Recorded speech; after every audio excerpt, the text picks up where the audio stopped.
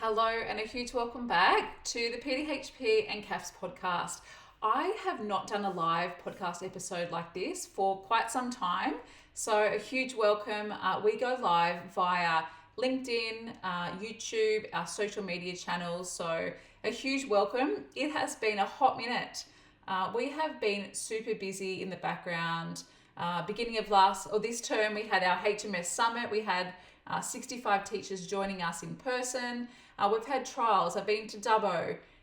It's been a very busy term so far, and we still have 3.5 weeks to go. So I know that if you are a senior teacher, you are probably amongst your marking for trials. So probably keeping you very busy at night, in the afternoon. And I've done some marking for schools as well for trials. So look, I know that things are busy at your end.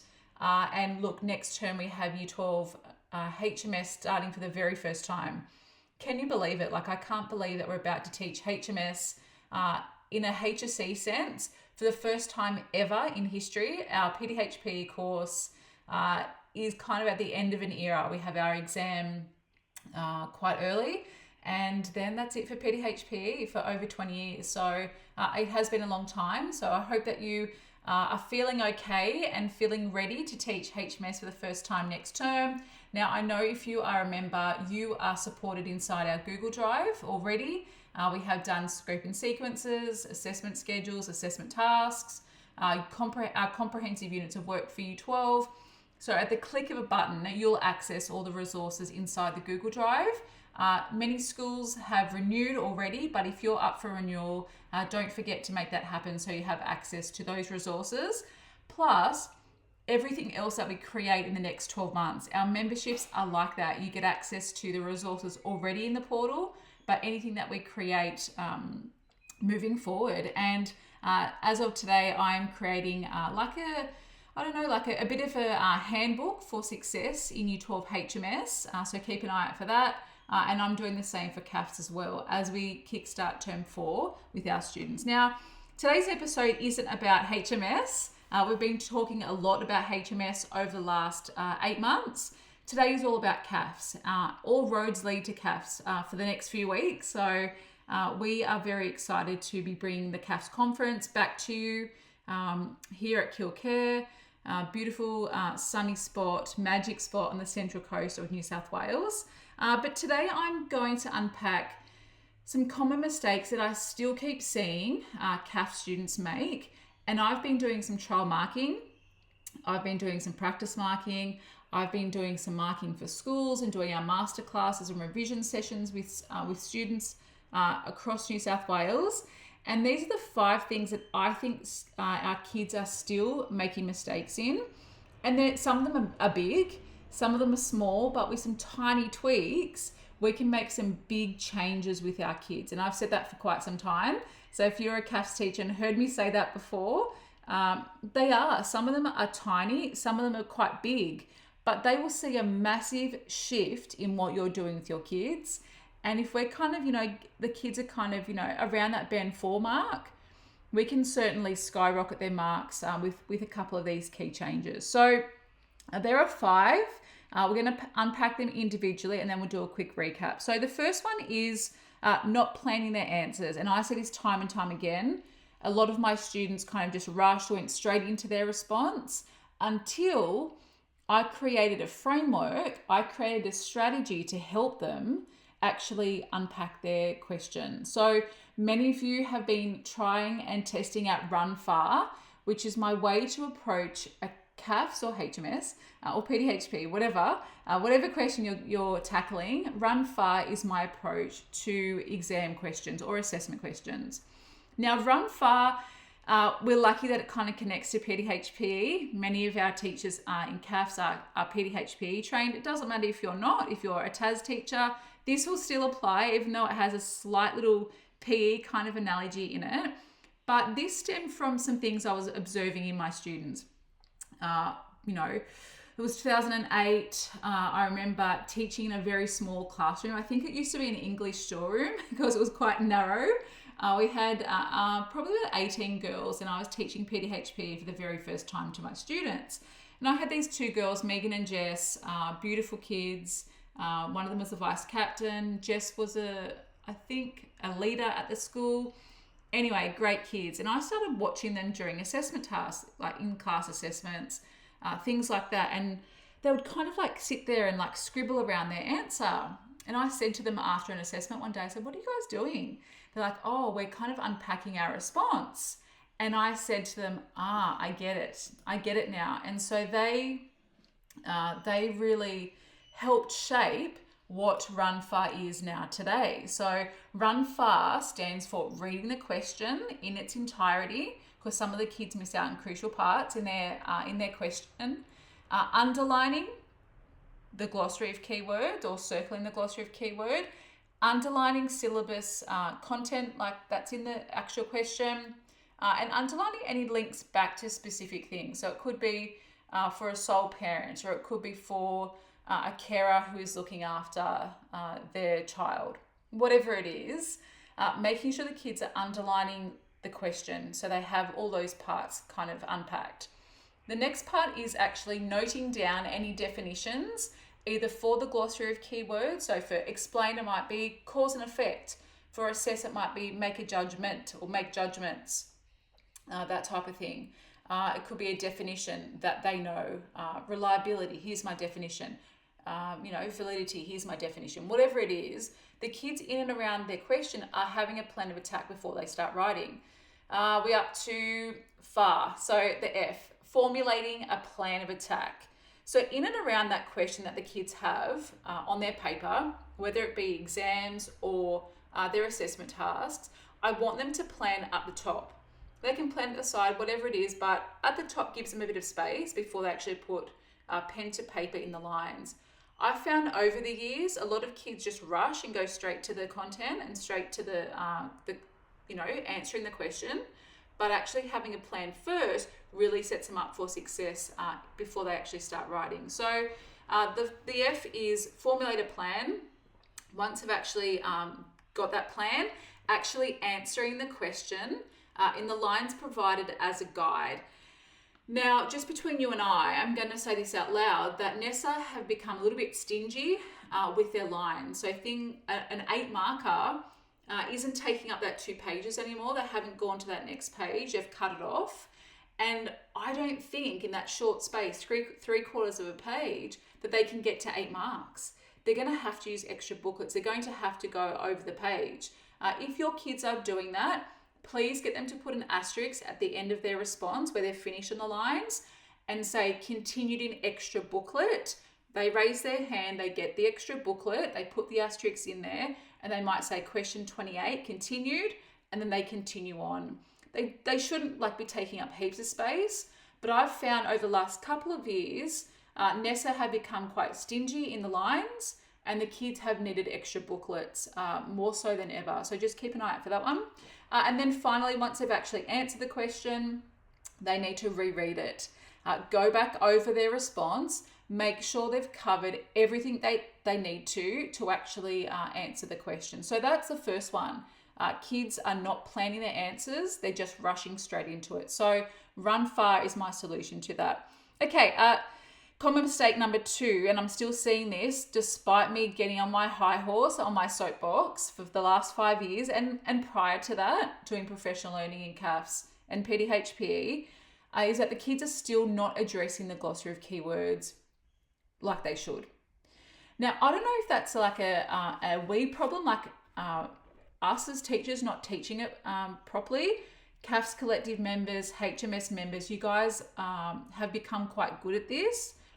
But I still think the kids are not actually addressing the glossary of keywords like they should. They need to address them in their question. They need to address them in what they're responding to. So the glossary of keyword guides them in terms of how they're going to answer with the content. The content will only get them so far. The content may get them, maybe a 4 out of 6, but then for them to nail that 6 out of 6, they have to address the glossary of keywords. And I'm still seeing students not doing this. Now, I don't know if it's like a we problem, like a teacher problem, or a student problem. I think it's a bit of both. That some of us don't know the glossary of keywords like we should. Some of us aren't teaching them explicitly. We're looking for them when we go to mark. We're looking for them when we go to assess, but we're not actually teaching our kids explicitly those glossary of keywords, because the kids are still answering with content. They've got great examples, but they're not addressing the glossary of keyword. They're selling themselves short. They're missing out on crucial marks because they're not actually doing what the word is asking them to do. So if that's you, and if you're still not sure, or if you're new, like if you're a new teacher, if you're a new CAFS or PDHPE teacher or HMS teacher, they don't teach you this at uni. Trust me, they still don't teach it. It is a crucial aspect of assessment in New South Wales schools, and even across the country. It is a crucial part of what we do in senior work. And look, I could be here all day. I could have a whole podcast episode about the glossary of keywords, and that we need to start from year 7 and prior to that to get the kids to the point of being in year 11 and 12. But we have to teach it explicitly. We have to teach it step by step. Now, CAFS teachers, you guys have access to a whole mini course that I created a few years ago called SUAVE. SUAVE has like templates and scaffolds to break down each of the glossary of keywords with samples for both year 11 and year 12. That is absolute gold. That course, that mini package is worth over $500. You guys have that for free inside the CAFS Collective. If you're a HMS member, you don't have that necessarily because it's based around CAFS, but you guys have access to a series of resources I created, I think back end of last term, around the glossary of keywords. So we'll continue to add to that. We'll continue to build on that. And I'll be providing like explicit examples for year 11 and year 12 around the glossary. So keep an eye out for that. But if you want to have access to posters, words that the kids can use to show the marker they're actually doing that glossary of keyword, I would love for you to head to thelearnnet.com, so our website, thelearnnet.com/glossary, to access a free resource that I developed for you guys to help you scaffold, to help you unpack the glossary of keywords, the common ones, including the new ones that Nessa kind of, said they're new, that they're not really. Critically analyze, critically assess, critically evaluate. They've been in there all the time. They didn't have the glossary of keywords actually written on their website. So if you want to kind of grab that, use it with the kids, show them how it works, break it down, break out each question down, each glossary of keyword down so they can kind of apply it. That's a great resource for you guys. So thelearnnet.com/glossary is where you can go to head to grab that, because kids are still missing out on crucial marks. And I reckon it's often the difference between a band 4, 5, and 6 if they're not addressing the words that they have to address, which makes sense. Like that's the whole purpose. Okay, number 3. So common mistake number 3 are some common misconceptions that kids are making a mistake in CAFS around. And it's often like two like partnered terms. And I've, again, created resources for the CAFS Collective members around this. Some matching cards, some resources, some really easy definitions, some tables and some other activities around these common misconceptions. So if you're a CAFS Collective member, you guys can access those. But things like reliability versus validity, the kids still don't know the difference between the two. And if I asked you now, would you actually know the difference? Would you be able to see the difference in the IRP results that you guys developed? Would you be able to know how sampling can be enhanced through reliability? How can we make sure our data is valid in our IRP, in research? So knowing the difference between reliability and validity. Again, if you're a CAFS Collective member, you guys have lots of resources to help you. But this is something time and time again, year after year, 15 years later that I've been doing this, working with CAFS teachers, people still don't know what the difference is and how they can link it back to research. So look, big one, please make sure you check out those resources.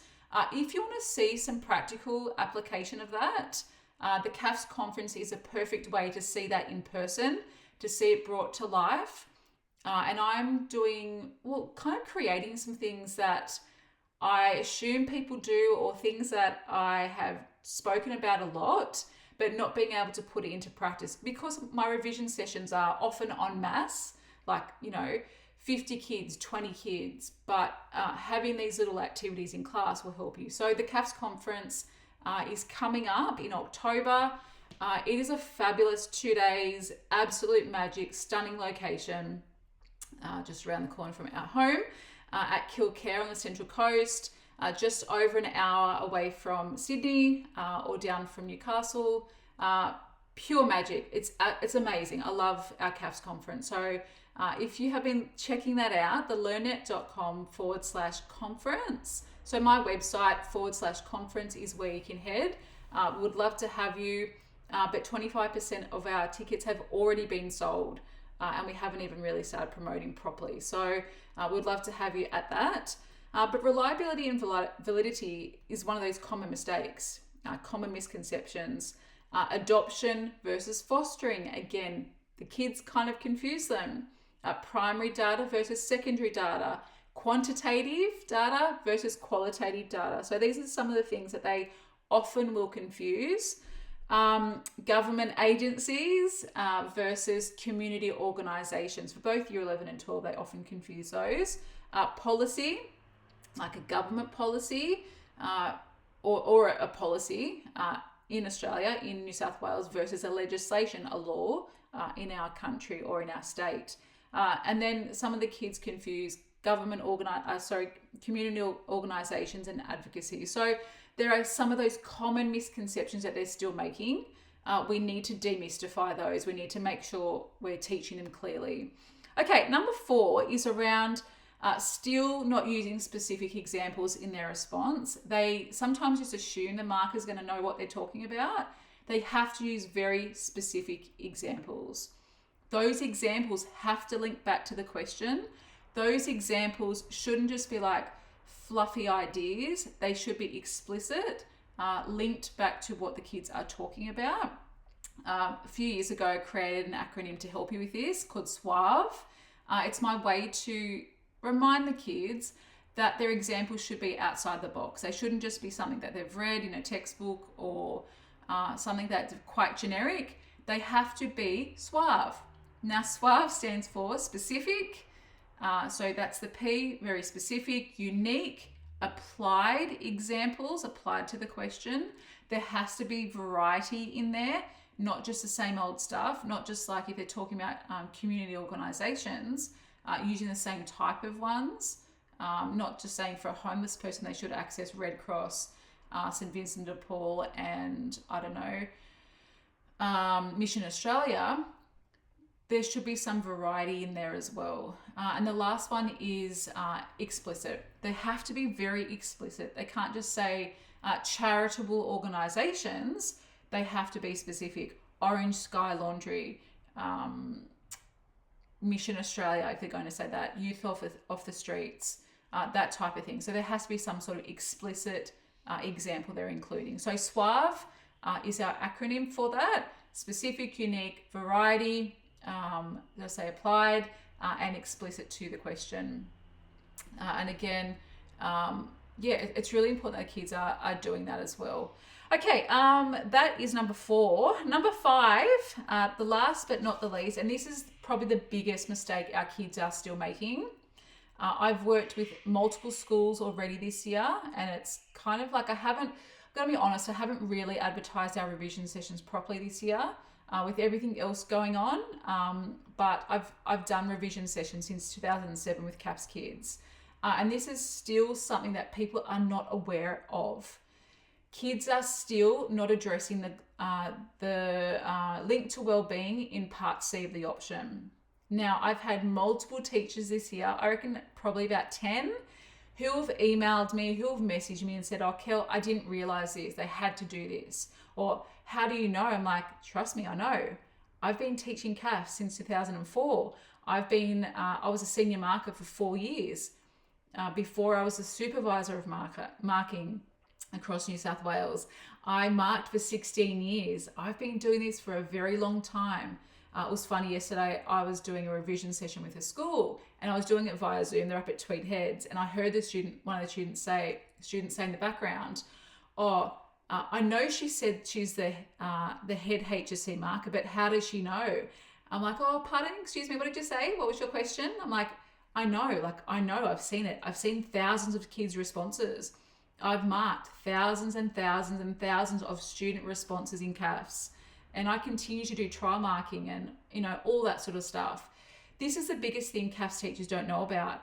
And it is that the kids need to link back to wellbeing in their option for Part C. The kids are still not doing it properly. And I really think that this is one of the reasons why our kids are not getting those band 5s and 6s, and why our state average is, I'm going to say out loud, significantly lower than other courses in New South Wales. Lower than PDHPE, lower than biology, lower than society and culture, because our kids are still not linking back to wellbeing explicitly. And I don't know if it's like a mistake that we've made, that we haven't taught them explicitly, despite me saying this 1,000 times, despite me providing resources to CAFS teachers across the state, free resources, membership resources, cards, links, activities, all the things, me talking about this on the podcast for the last 4 years. The kids are still not doing this, and their marks suffer. Their marks are a direct correlation with what they're not doing. So what I mean by this is making sure in Part C, the 15 marker, the kids are linking back to wellbeing in every single paragraph that they write. And it can't be just off the cuff. It can't be, this enhances their wellbeing, full stop. This improves their physical wellbeing.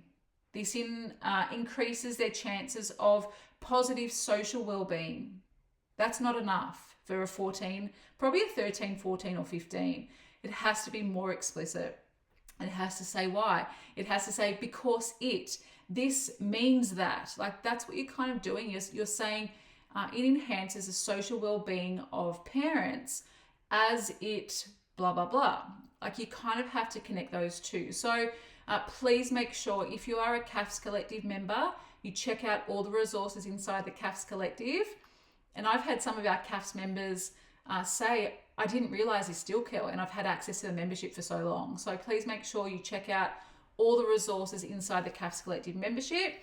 And if you still have no idea what I'm talking about, and you're like, I don't really understand, we're providing probably 2 very explicit sessions at the CAFS conference this year. I need to put it in neon lights that we have to link back to wellbeing for Part C. I'm going to show you what that looks like. I'm going to show you what it means to actually embed those links to wellbeing. So again, for a podcast episode, we kind of can't go into heaps of detail around that. But if you want to see it in person, see it in action, please join us at the CAFS conference this year. The learnnet.com/conference is where you can go to secure your spot. But we've sold a lot of tickets already. So let's quickly unpack our 5 mistakes the kids are still making. Number 1 is all around planning their answer or not planning, so making sure they're using run far.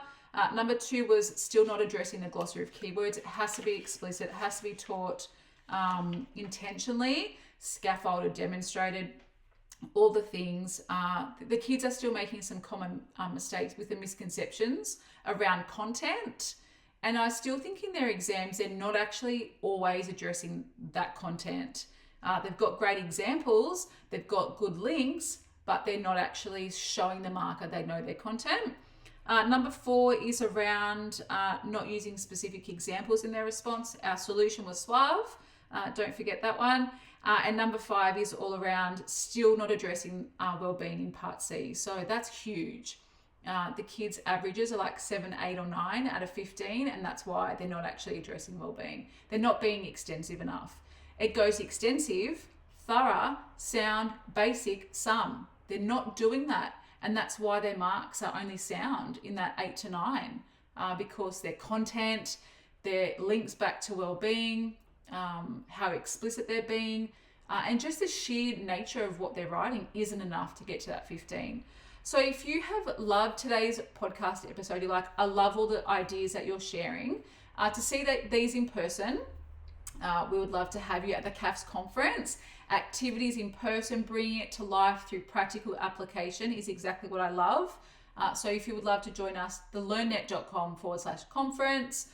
If you want to access that glossary of keywords free resource, head to my website, thelearnnet.com/glossary to download that, use it with your kids.